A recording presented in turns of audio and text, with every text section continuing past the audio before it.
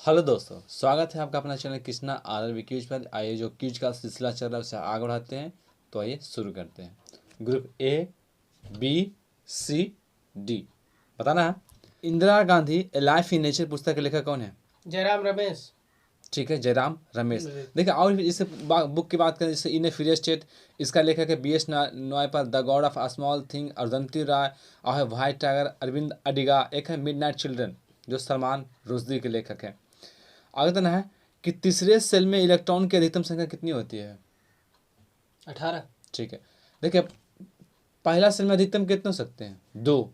इसका जो सूत्र दिया था 2n², आपका नील्स बोर ने दिया था। तो 2n², एन का वैल्यू जब 1 तो 2n² यानी मैक्सिमम वैल्यू पहला सेल में कितने? 2, दूसरा में 8, तीसरा में 18, चौथा में 32, पाँचवा में 50। इसी प्रकार से हम याद रख सकते हैं।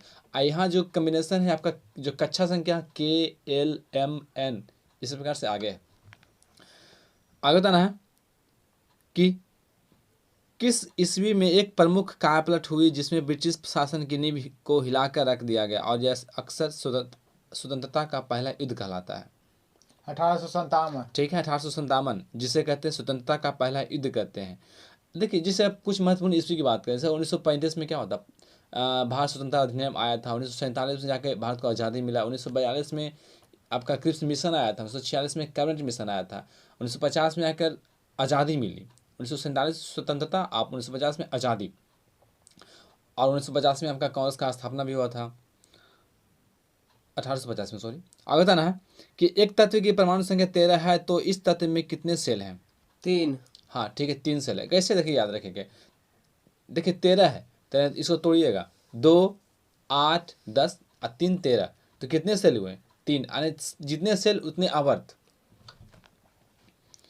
आगे बताना है कि एन की परमाणु संख्या 7 है, फिर नाइट्रोजन परिवार के तीसरे तत्व की परमाणु संख्या क्या होगी? 33। ठीक है, 33। देखिए एन की परमाणु संख्या 7 है, फिर नाइट्रोजन। देखिए इसमें कैसे याद रखेंगे, पहला क्या है? नाइट्रोजन। तो नाइट्रोजन जो है दूसरा आवर्त का वर्ग है, दूसरा आवर्त का तत्व है। तो इसमें हम तीसरे की बात जाएंगे, तो इसमें तीसरे जाएंगे, नाइट्रोजन में तीसरा जाएंगे। तो देखिए 7 से फिर कितने जोड़ेंगे? 8, फिर उसमें क्या जोड़ेंगे? 18, तो हो जाएगा आपका 33।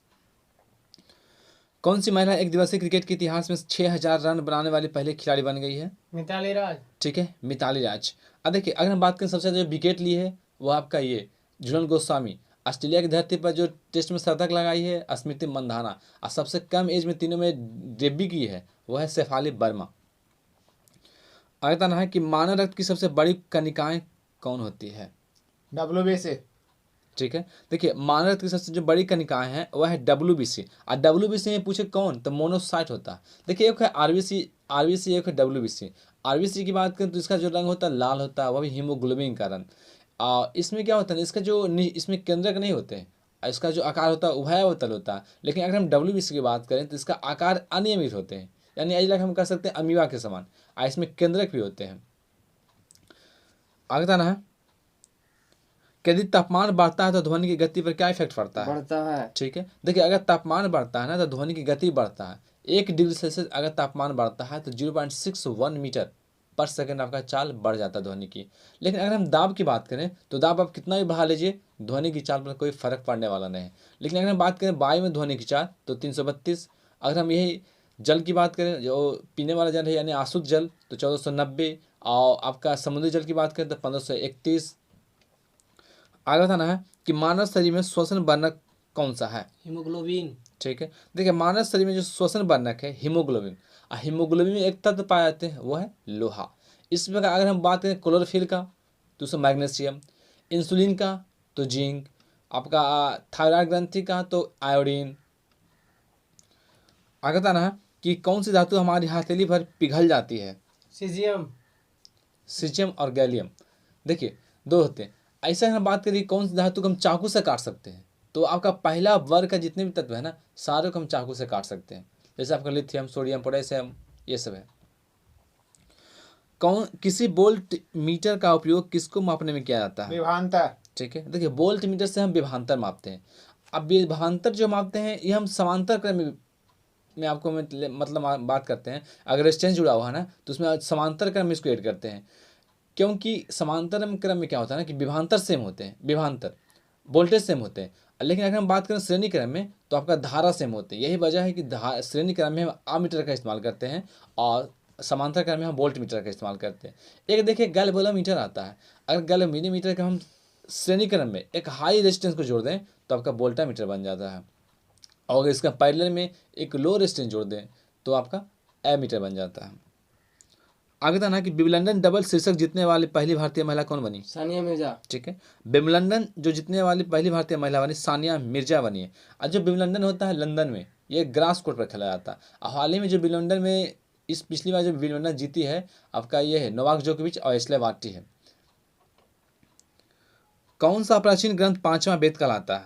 महाभारत। ठीक है, पांचवा वेद देखिए महाभारत कहलाता है। देखिए चार वेद कौन कौन है आपका? ये ऋग्वेद, यजुर्वेद, सामवेद, अथर्ववेद, और पांचवा वेद महाभारत को माना जाता है। देखिए इसका एक अन्य नाम है जय संहिता, ऐसे फारसी में कहते हैं रजनामा। किसी गोलीय दर्पण की परावर्तन सतह का केंद्र वह बिंदु है जिसे क्या कहा जाता है? ध्रुव। हाँ ठीक है, देखिए जो ध्रुव है ना, क्या है ना कि दर्पण, जैसे दर्पण ये है, इसका जो सेंटर है वो ध्रुव। अब देखिए अब ये जो दर्पण जिस गोलीय दर्पण का बना हुआ है उसका जो सेंटर है वो वक्रता केंद्र कहलाता है। जो इसका ध्रुव है उससे ध्रुव से एक समांतर रेखा खींची जाती है, एक रेखा जाती है, जिसे मुख्य अक्ष कहते हैं। जब प्रकाश की किरणें आती है मुख्य अक्ष के समांतर तो इसके दर्पण से परावर्तक के बाद जिस बिंदु को पर मिलती है या मिलने वाली होती है उसे हम फोकस कहते हैं। राजस्थान का सबसे बड़ा शहर? जयपुर। ठीक है, राजस्थान का जो सबसे बड़ा शहर है आपका जयपुर है। इसे ही पिंक सिटी कहते हैं, या फिर रॉक गार्डन यहीं स्थित है। इसका जो डिजाइन किया था नेक्स्ट चंद्र ने किया था। भारत का रॉकेट मैन किसे कहा जाता है?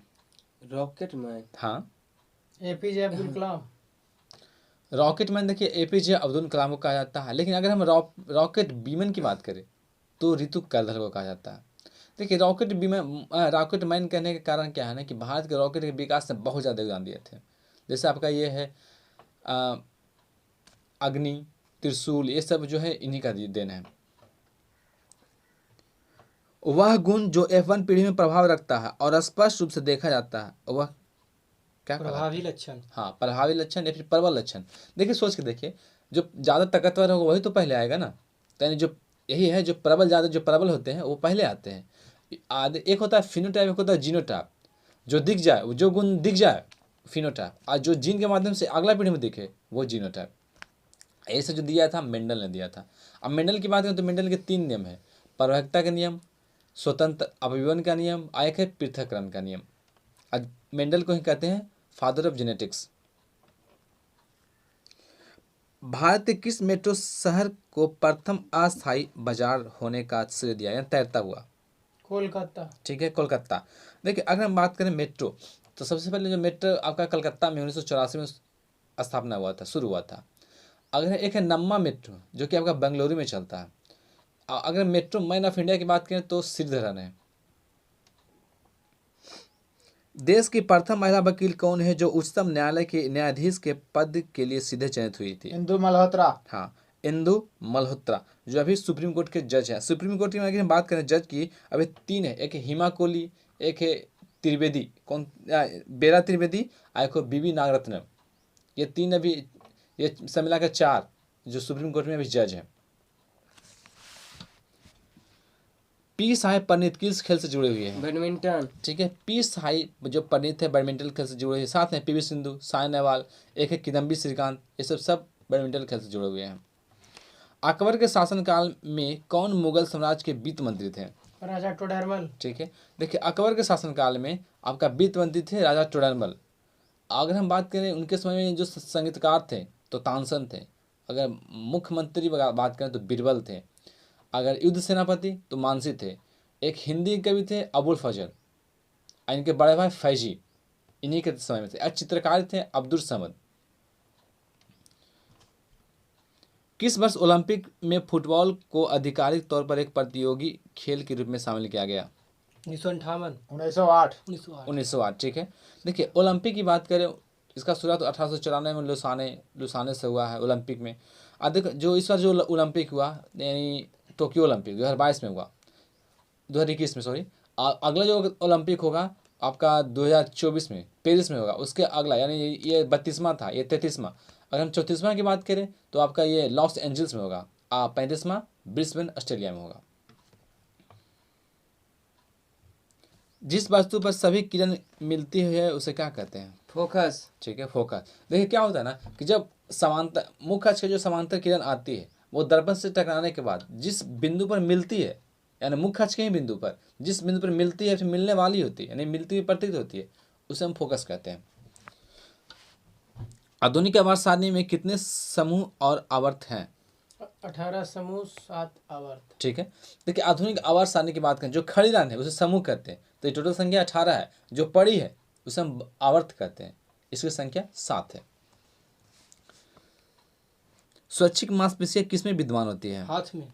ठीक है, स्वच्छ। देखिए ये देखिए वैसी कोई भी अंग जिसे हम अपने हाथ मतलब अपने से कंट्रोल कर सकते हैं वो अच्छा स्वैच्छिक है। जैसे हाथ, पैर, ये सब क्या है? स्वैच्छिक है। जिसको हम कंट्रोल नहीं कर सकते वो अनैच्छिक। जैसे हम स्वैच्छिक कंट्रोल करता है सेरेब्रम, अनैच्छिक जो कंट्रोल करता है मेडुला ऑब्लांगेटा। एक होता है प्रतिवर्ती क्रिया जिसे कंट्रोल करता है आपका मेरुरज्जु।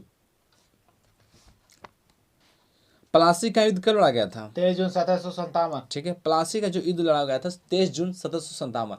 ये इसका जो बीज अगर बात करें कि प्लासी का युद्ध का बीज कौन था, तो ब्लैक होल की घटना जो 20 जून 1756 को हुआ था, यही इसका बीज था। आए जो प्लासी का जो युद्ध हुआ था ये आपका सिराजुद्दौला जिसका सेनापति मीर जाफर और रॉबर्ट क्लाइव के बीच में हुआ था। इसमें मीर जाफर के धोखा के कारण सिराजुद्दौला हार गया था। पृथ्वी के आवरण में गैसों के साथ मिश्रित पिघले हुए पदार्थ को क्या कहते हैं? मैग्मा। ठीक है, मैग्मा। देखिए मैग्मा क्या है ना, आज कह सकते हैं कि पदार्थ के पांचवा अवस्था प्लाज्मा की समान होता है। इसका जो मतलब गाढ़ा लिक्विड वो होता है मैग्मा। देखिए मैग्मा क्या होता है ना, भूकंप के माध्यम से बाहर निकलता है। जब भूकंप से निकलते हैं लावा हुआ इस सबको समुद्र में क्या कहते हैं? मैग्मा कहा जाता है। आइए मैग्मा जब बाद में ठंडा होकर आपका चट्टान का रूप धारण करती है, आग्नेय चट्टान। यूरोपीय संघ की आधिकारिक मुद्रा कौन सी है? यूरो। ठीक है, यूरोपीय संघ की जो आधिकारिक मुद्रा है वो यूरो है। अगर हम बात करें यूरोपीय संघ का, इसका मुख्यालय ब्रुसेल्स में है। इसमें 27 देश हैं वर्तमान में। एक इसमें ब्रिटेन इससे अलग हुआ, इसके अलग होने को कहते हैं ब्रेग्जिट।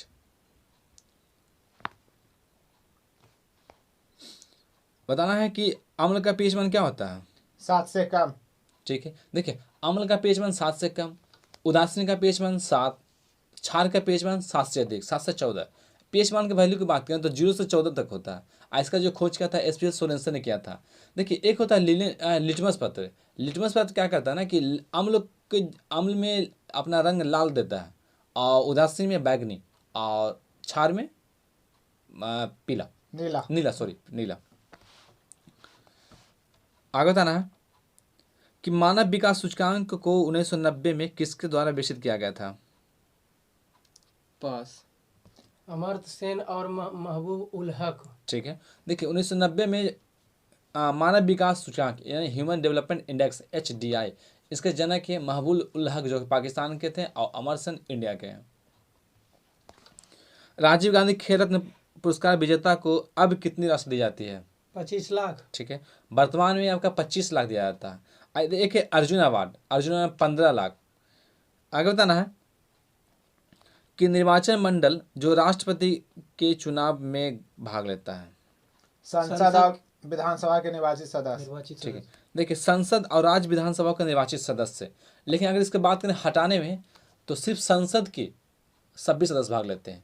अगर हम बात करें देखिए राष्ट्रपति, तो राष्ट्रपति भारत का एक राष्ट्रपति होगा, आर्टिकल 52 में कहा गया। राष्ट्रपति कार्यपालिका का प्रधान होगा 53 में।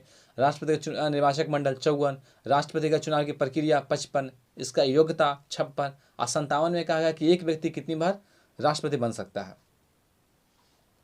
देखिए 60 में इसका शपथ है, 71 में अगर राष्ट्रपति के चुनाव में विवाद होता है वो 71 में, 72 में इसका क्षमादान है, और 65 में ये कहा गया कि राष्ट्रपति के अगर अपने पद पर नहीं है तो उसके बदले उपराष्ट्रपति कुछ मतलब उनके पद पर रहेंगे। मनुष्य के गुर्दे के निस्यंदन की इकाइयों को क्या कहते हैं? नेफ्रॉन। ठीक है, देखिए मनुष्य का गुर्दा यानी किडनी की इकाई क्या? नेफ्रॉन। और फेफड़ा की बात करें तो अलवाइली। क्यूप्रस ऑक्साइड में कॉपर की सांद्रता कितनी होती है? 3। गलत है। आगे, एक। पास। ठीक है। देखिए क्यूप्रस की बात करें तो एक होता है, क्यूपरी की बात करें 2 होता है। इस प्रकार लोहा का होता है, लोहा का होता है फेरस, फेरिक। लोहा का अगर हम फेरस की बात करें तो उसमें 2 होता है, और फेरिक की बात करें तो 3 होते हैं। एटॉमिक नंबर 16 का एक तत्व आवर्त सारणी के किस आवर्त में उपस्थित होता है? तीसरे आवर्त में। हाँ देखिए, इसको तोड़ के याद रखिए।